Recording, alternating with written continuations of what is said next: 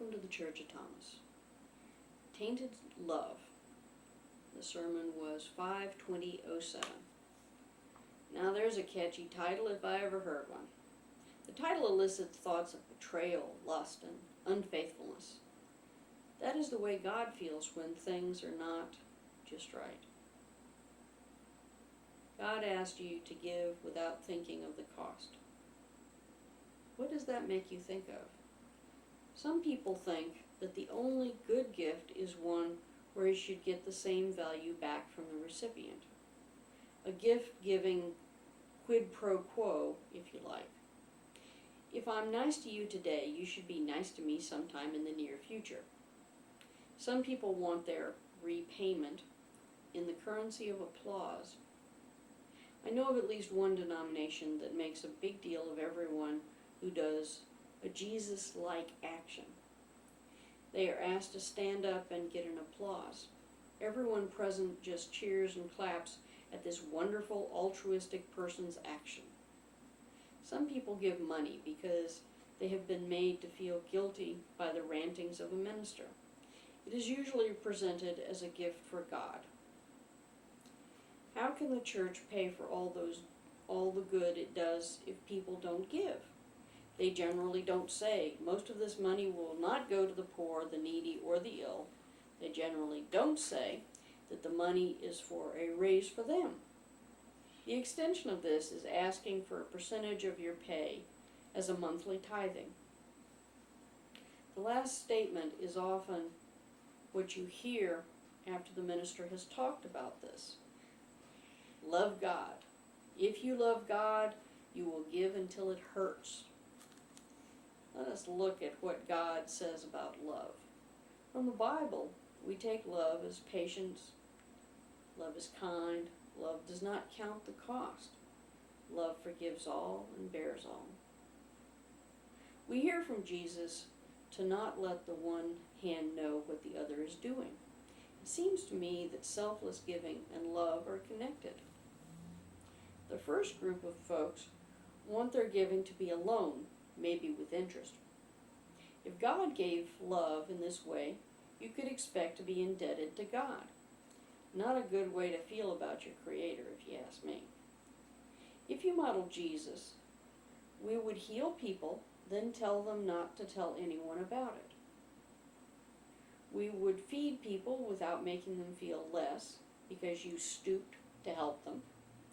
If you only give expecting something back, it is tainted love. Some folks do good works so that they look good, righteous, and Jesus-like in the eyes of others. This is frowned on by Jesus as well. He said that only the Pharisees, pagans, and scribes carried on for the public to see. This is tainted love. In the Gospels it says such actions are already rewarded by the applause they received.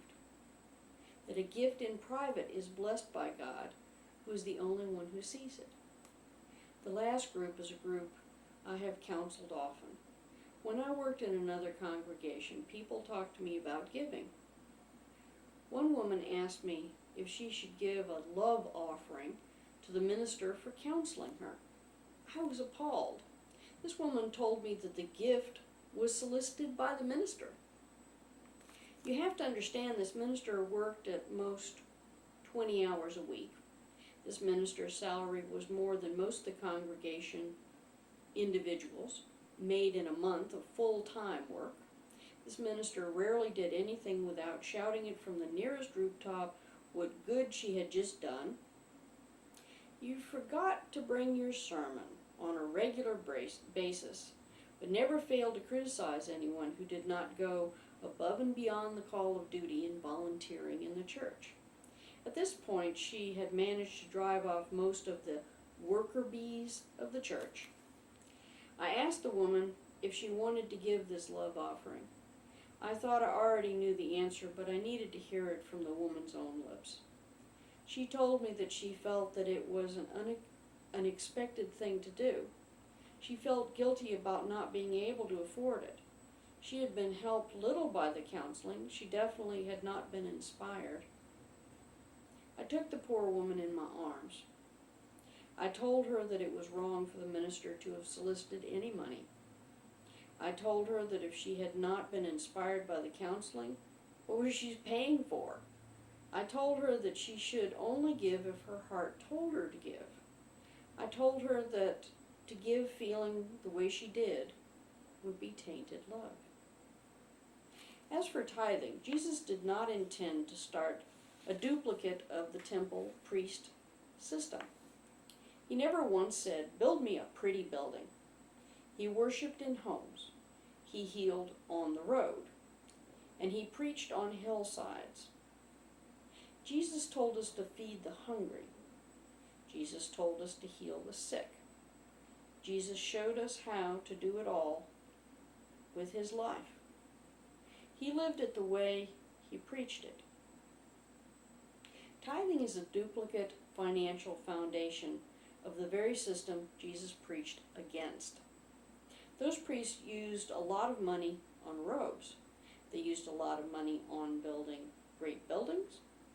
Jesus felt that this money would better be used helping people directly, and he considered it tainted love. As for the often used exhortation to give until it hurts, Jesus never said that. It's not even in the Bible. If giving hurts you in any way, it is wrong. If it hurts your mind, your body, or your spirit, it is wrong. It is tainted love. I'm not saying that you cannot give if you choose to do so. It is the free will choice that makes it different.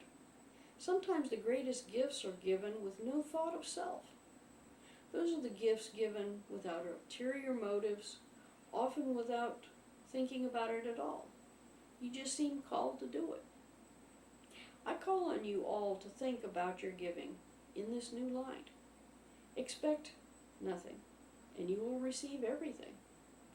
Give what feels right to you, and it will resonate in the heart of God. Do these things because you love giving, and cultivate a love of giving. Give as though you were giving a little flower to your mom when you were a little kid. If you can do these things, your love mirrors the love God has for us. It will shine as an example for others. God is love. Anything done without love is tainted.